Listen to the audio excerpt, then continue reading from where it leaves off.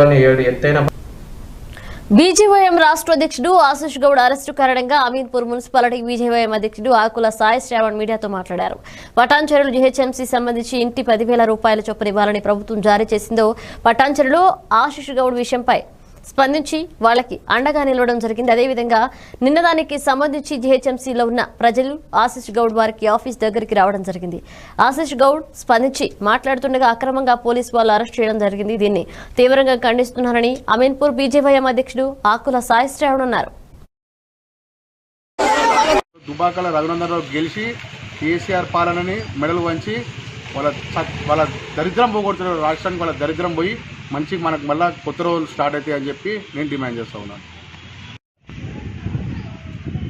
నిన్న భారతీయ జనతా పార్టీ ఆధ్వర్యంలో మొన్న 3 రోజుల క్రితం పటాన్చెరు బీజేపీ రాష్ట్ర నాయకులు ఆశిష్ గౌడ్ గారు ఎవరికైతే పేద ప్రజలకు జిహెచ్ఎంసీలో పేద ప్రజలకు 10,000 రూపాయలు ఇంటింటికి వరద బాధితులకు రాలేదని చెప్పి ఆయన ప్రశ్నించడం జరిగింది.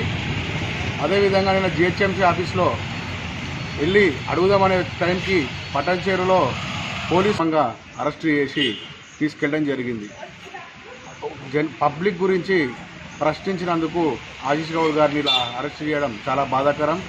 ఇట్లాంటి అరెస్టులకు తాటాకు సప్పులకు భయపడేటోడు కాదు ఆశిష్ గౌడ్. అదేవిధంగా ప్రజల కోసం ఎక్కడికైనా సరే వెళ్ళి కొట్లాడి వాళ్ళకి న్యాయం జరిగేదాకా కొట్లాడతామని చెప్పి డిమాండ్